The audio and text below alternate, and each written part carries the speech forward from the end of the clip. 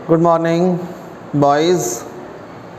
आज हम past perfect continuous tense इस वीडियो में पढ़ेंगे। आज की क्लास में हमारा ये टॉपिक है। पिछले वीडियोज़ में हमने प्रेजेंट के सारे टेंस और पास्ट के 3 टेंस इंडेफिनिट, कंटिन्यूअस और परफेक्ट ये पढ़े हैं। आज का ये टेंस का जो वीडियो है इसमें हम पढ़ेंगे past perfect continuous tense. Video पूरा देखना, फिर भूलेंगे नहीं आप। सबसे पहले पहचानना, हम इस टेंस को पहचानेंगे कैसे कि ये पास्ट परफेक्ट कंटिन्यूअस टेंस है क्या। पास्ट परफेक्ट कंटिन्यूअस टेंस इसका मतलब भूतकाल में कोई काम चल रहा था, किसी समय से लेकर के काम चल रहा था, ठीक है ना।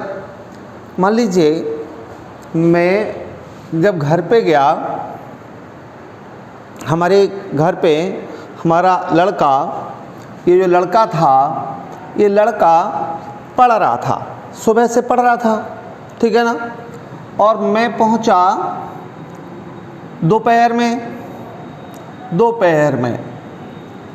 दोपहर तक पढ़ा, ठीक है ना। मैं शाम को पहुंचा और फिर जब दोपहर तक पढ़ता रहा, मैं शाम को जब पहुंचा तो मैंने इससे पूछा, लड़के ने हमें बताया मैं सुबह से पढ़ रहा था, ठीक है ना। पढ़ाई का काम चल रहा था, आगे को कब तक चला ये पता नहीं, लेकिन जब जो बता रहा है कि कब से वो काम कर रहा था, ये बात बताने के लिए वो पास्ट परफेक्ट टेंस का यूज़ करता है, पास्ट परफेक्ट कंटिन्यूअस टेंस का यूज़ करता है, ठीक है ना। जैसे प्रेजेंट परफेक्ट कंटिन्यूअस टेंस में समय के साथ से शब्द आता है, कार्य के प्रारंभ होने का समय दिया होता है, ऐसे ही इस टेंस में भी कार्य के प्रारंभ होने का समय दिया होता है। जो समय होता है उस समय के साथ से शब्द लग करके आता है, ठीक है ना।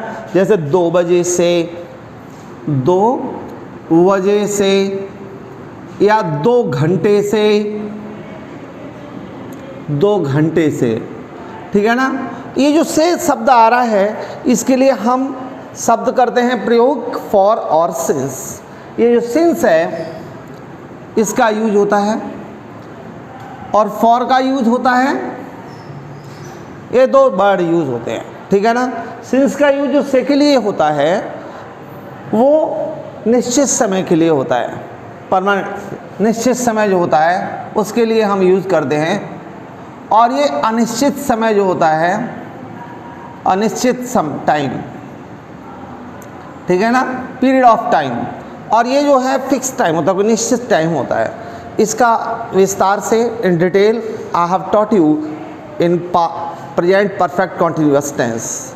जब हमने प्रेजेंट परफेक्ट कंटिन्यूअस टेंस पढ़ाया था उस समय ये सारी बात हमने आपको बताई है कि सिंस और फॉर का यूज़ कैसे करते हैं, ठीक है ना। और इसको प्रेपोजिशन जब पढ़ाएंगे उस समय भी बताएंगे। अब हम बात करते हैं पहचानने की। मैंने जो बताया था कि इसका कॉन्सेप्ट क्या है। कॉन्सेप्ट भूतकाल में, पास्ट में कोई काम कब से बिगिन हुआ और कब तक चलता रहा, तब वो पास्ट परफेक्ट कंटिन्यूअस टेंस होता है, ठीक है ना। ये इस टेंस के जो वाक्य होते हैं, इस टेंस के जो वाक्य होते हैं उनमें रहा था, रही थी और रहे थे आदि शब्द हिंदी वाक्य के अंत में क्रिया के साथ लगकर आते हैं,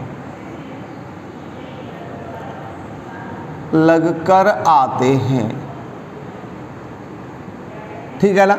इतनी बात समझ आ गई, पहचानना आ गया ना कैसे आते हैं। जो हिंदी सेंटेंस होता है उस वाक्य में जहाँ वर्ब होती है उसके साथ में रहा था, रही थी, रहे थे आदि शब्द आते हैं। जैसे वह 2 घंटे से टहल रहा था, मैं सुबह से पढ़ रहा था, ठीक है ना। मैं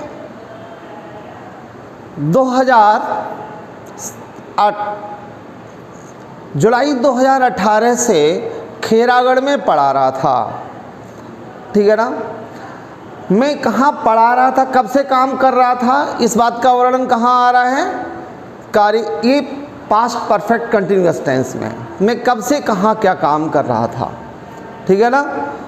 ये पास्ट परफेक्ट कंटिन्यूअस टेंस कहलाएगा।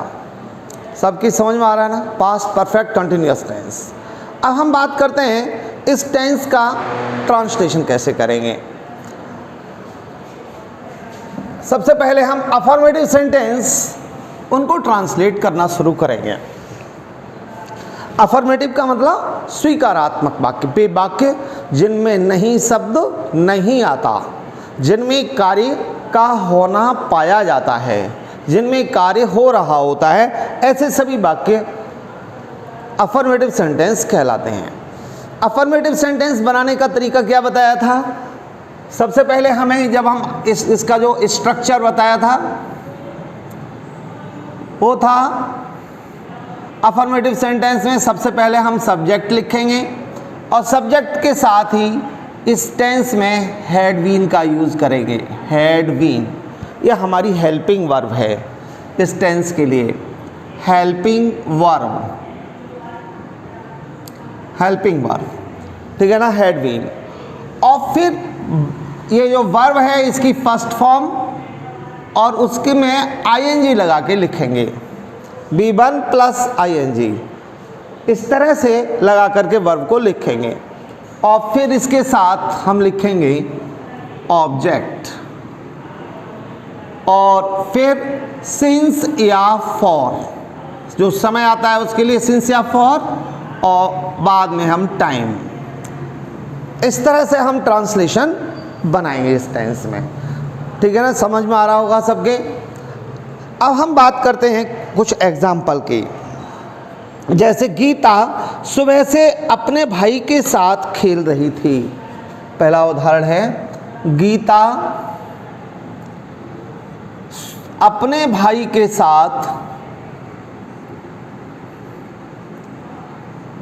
साथ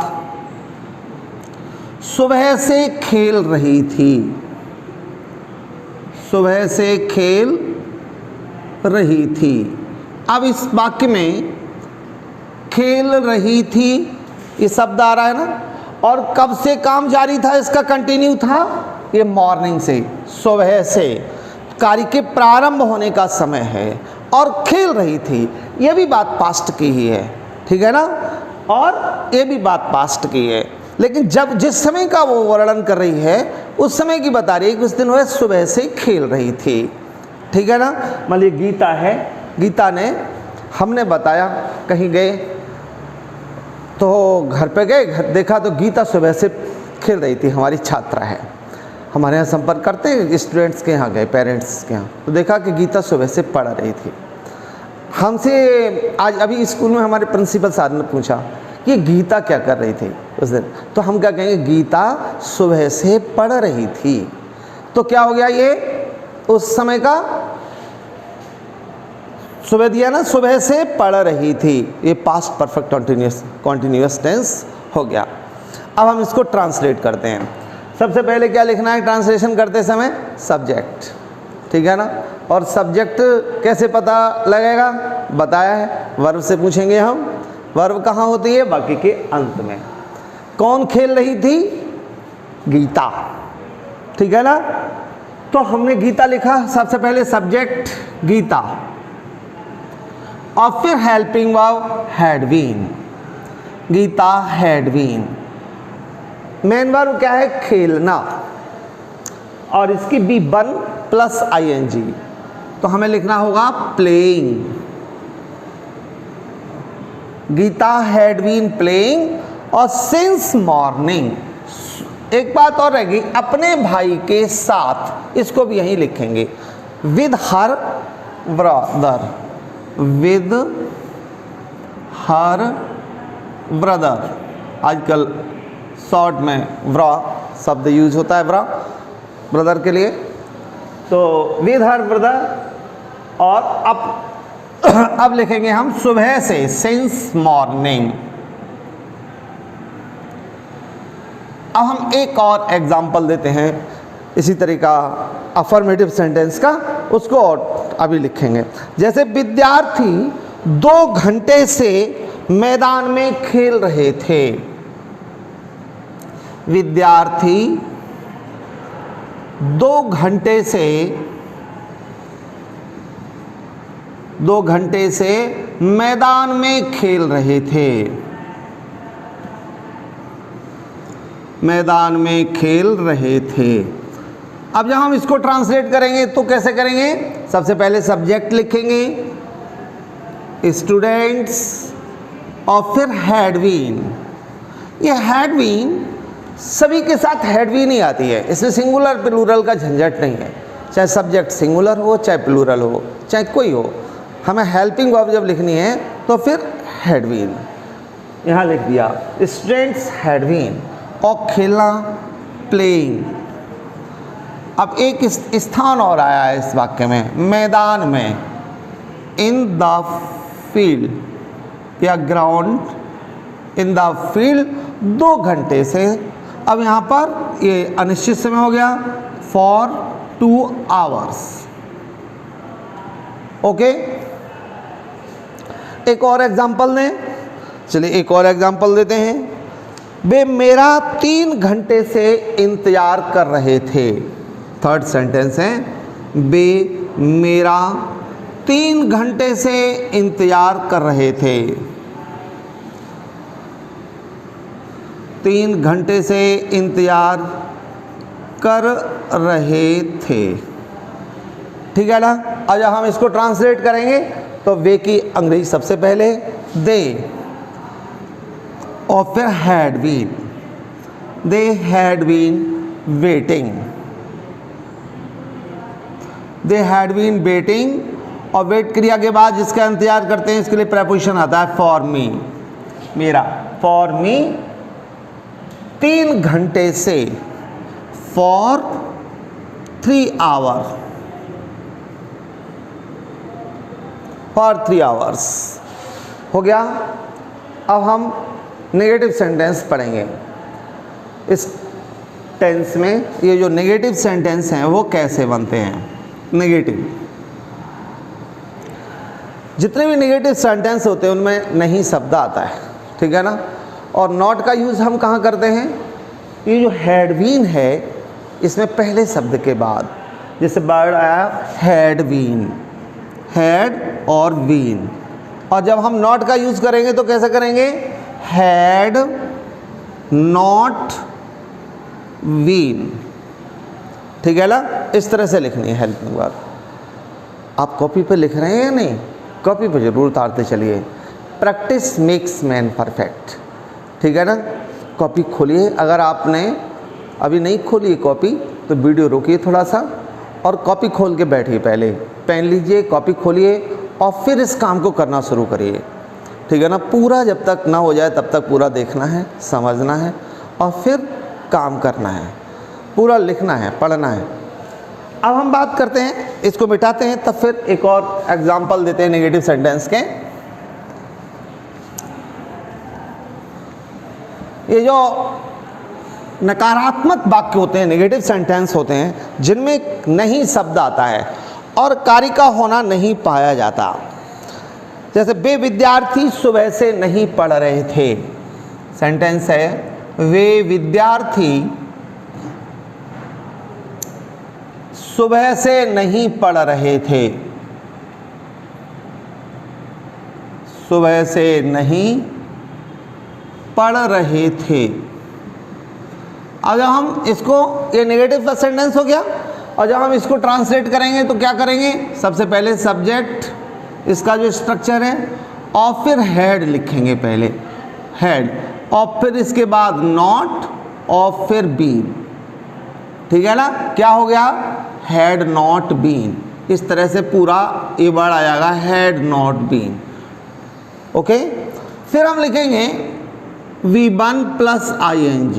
V1 का मतलब वर्ब की फर्स्ट फॉर्म और उसमें ING, और फिर इसके बाद ऑब्जेक्ट प्लस सिंस या फॉर, सिंस लिखेंगे या फिर फॉर और प्लस टाइम। अब हम इसको ट्रांसलेट करते हैं अपने स्ट्रक्चर के अकॉर्डिंग। वे विद्यार्थी का मतलब दोज स्टूडेंट्स, सबसे पहले सब्जेक्ट हो गया हमारा दोज स्टूडेंट्स, दोज स्टूडेंट्स। फिर हैड नॉट बीन और पढ़ना reading, had not been reading. फिर आ गया सुबह से since morning, since morning. Okay, समझ में आ गया ना? इतना काम करना है, इस तरह से ट्रांसलेशन करना है। अब हम और एग्जाम्पल देते हैं, दो उदाहरण लिखेंगे। महिलाएं 2 महीने से काम नहीं कर रही थीं। महिलाएं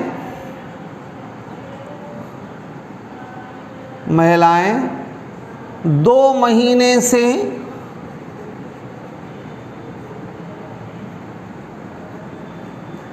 काम नहीं कर रही थी।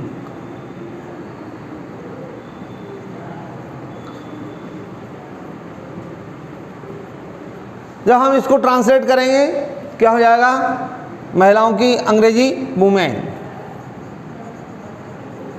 वुमेन और फिर हैड नॉट बीन वर्किंग, करना की काम करना पूरा शब्द हो जाएगा वर्किंग। और फिर 2 महीने से फॉर 2 मंथ्स। यहाँ दिन महीने इनकी अगर संख्या आती है तो फॉर का यूज़ करते हैं। एक और उदाहरण दे रहे हैं। गुप्ता जी जनवरी से हमें गणित नहीं पढ़ा रहे थे। एक और उदाहरण है, एक ये हो गया, दूसरा ये हो, और तीसरा अब ये लिख रहे हैं। गुप्ता जी हमें जनवरी से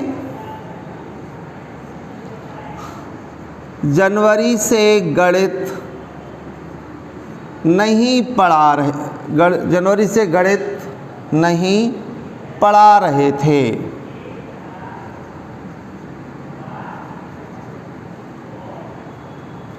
और जब हम इसको ट्रांसलेट करेंगे तो सबसे पहले गुप्ता जी, यस गुप्ता जी, और फिर हैड नॉट बीन, पूरा वर्ड लिख लेंगे हैड नॉट बीन। और पढ़ाना की अंग्रेजी क्या होती है? Teaching. Had not been teaching us, हमें। और फिर आ गया ये नॉन लिविंग ऑब्जेक्ट गणित, मैथ्स। और जनवरी से, सिंस जनवरी महीने का नाम है, सिंस जनवरी। ठीक है ना? इस तरह से ये हमारा ट्रांसलेशन हो गया नेगेटिव सेंटेंस। अब हम बात करेंगे इंटरोगेटिव सेंटेंसेस की। बहुत जल्दी सीखेंगे हम इसको पूरे को। इंटरोगेटिव सेंटेंसेस, उनका स्ट्रक्चर क्या होता है? ये 2 तरीके के होते हैं। एक वो जो यस नो क्वेश्चंस कहलाते हैं, यस और नो। यस नो क्वेश्चंस का मतलब जिनका उत्तर यस या नो में दिया जा सकता है। ऐसे वर्ड क्या हिंदी में जो शब्द होता है उससे शुरू होते हैं। ठीक है ना? जैसे क्या तुम सुबह से पढ़ रहे थे, सेंटेंस है क्या तुम सुबह से पढ़ रहे थे,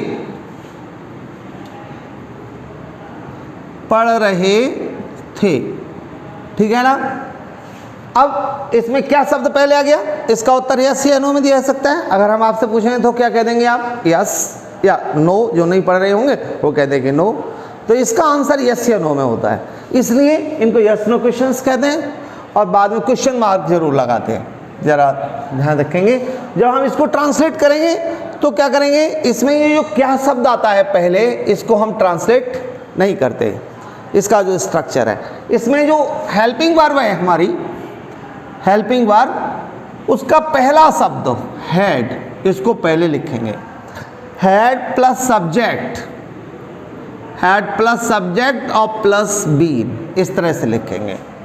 और फिर इसके बाद में V1 और ING और प्लस ऑब्जेक्ट, ऑब्जेक्ट लिखेंगे और ऑब्जेक्ट के बाद सिंस या फॉर, सिंस या फॉर ऑफ ए टाइम, इस तरह से लिखेंगे, ठीक है ना। और अगर इसी में नॉट आ जाए, अगर इसमें होता क्या तुम सुबह से नहीं पढ़ रहे थे, तो नहीं शब्द और आ रहा है, तो नहीं को कहाँ लिखेंगे हम, इस सब्जेक्ट और बीन के बीच में, यहाँ पर एक बार लिख देते हैं इसका भी स्ट्रक्चर। ये तो पहला शब्द स्ट्रक्चर है और ये दूसरा स्ट्रक्चर है, वो क्या है, सबसे पहले हेड और फिर सब्जेक्ट और फिर यहीं पर नॉट लिखेंगे और फिर बीन और प्लस V1 और फिर ING और प्लस ऑब्जेक्ट लिखा हमने और फिर सेंस या फॉर और टाइम, ठीक है ना। लास्ट में क्वेश्चन मार्क, जैसे क्या तुम सुबह से पढ़ रहे थे, तो क्या की अंग्रेजी नहीं बनाएंगे, हमें क्या लिखना है पहले, हेल्पिंग वर्ब हैड, क्या हो जाएगा, हैड यू, सबसे पहले हैड लिखा फिर यू, हैड यू बीन, और ठीक है ना, had you been reading, had you been reading since morning, since morning, ठीक है ना। अगर इसी में नहीं शब्द आ जाता तो क्या करते हैं, नॉट को वैसे लिखते हैं सब्जेक्ट के बाद। जैसे एग्जाम्पल है, क्या हम उनकी सहायता नहीं कर रहे थे, क्या हम उनकी सहायता नहीं कर रहे थे, ठीक है ना। तो हम क्या करेंगे, क्वेश्चन मार्क। अब इसको जो बनाएंगे तो इसके साथ अकॉर्डिंग टू ये जो रूल्स लिखा है, हेड पहले और फिर सब्जेक्ट हम, हैड वी, फिर यहीं पे नॉट लिखेंगे, नॉट बीन, और सहायता करना एक शब्द है हेल्प और उसमें ING लगा कर लिखेंगे, had we not been helping, और हम जिसकी सहायता कर रहे हैं वो ऑब्जेक्ट हो गया, उनकी तो देम। अब कब से, इसमें समय नहीं लिखा हमने तो हमारा टेंस खराब हो गया, इसलिए समय जरूर लिखना पड़ेगा। क्या हम बचपन से, इसको हम इस तरह से लिख रहे हैं, क्या हम बचपन से, ठीक है ना।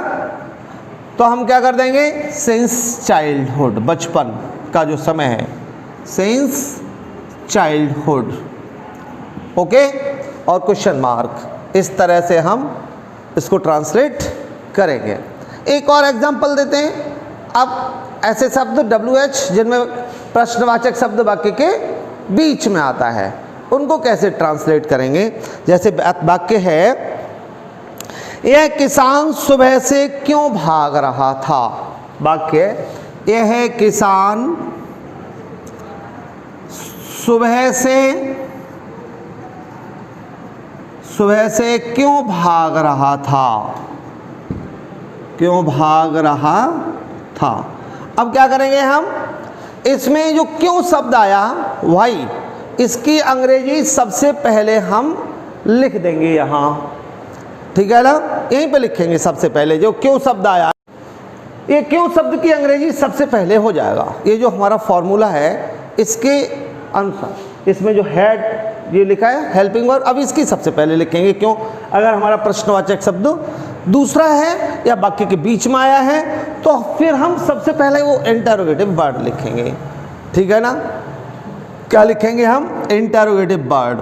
यहाँ पर दोबारा से स्ट्रक्चर लिख रहा हूँ मैं, इंटरोगेटिव वर्ड पहले लिखेंगे, इंटरोगेटिव वर्ड, और फिर इसके बाद में हमें सब्जेक्ट हेड लिखना है, सेम स्ट्रक्चर करना है जैसा ये है और ये है।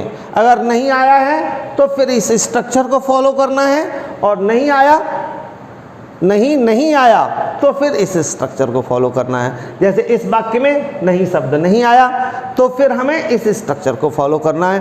क्या हो जाएगा, हैड और फिर सब्जेक्ट और फिर बीन, वैसे ही उतारना है बी बन और प्लस आईएनजी प्लस ऑब्जेक्ट और प्लस सेंस या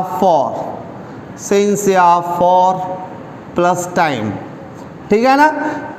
और अगर नहीं आता तो फिर इस स्ट्रक्चर को नॉट का यूज करते, दोनों ही एग्जाम्पल देते हैं, ठीक है ना।